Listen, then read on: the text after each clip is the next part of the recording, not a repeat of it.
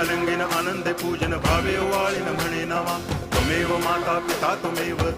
बंधुश्च सखा त्वमेव विद्या तरुणं त्वमेव सर्वं मम देव कायेन वाचा मनसेन्द्रियैर्वा बुद्ध्यात्मना वा प्रकृति स्वभावात् करोमि यद्यत् सकलं परस्मै नारायणायति समर्पयामि अच्युतं केशवं रामनारायणं कृष्णदामोदरं वासुदेवं हरि गिरिधरं माधवं गोपिकावल्लभं जानकीनायकं रामचन्द्रं भजे हरे राम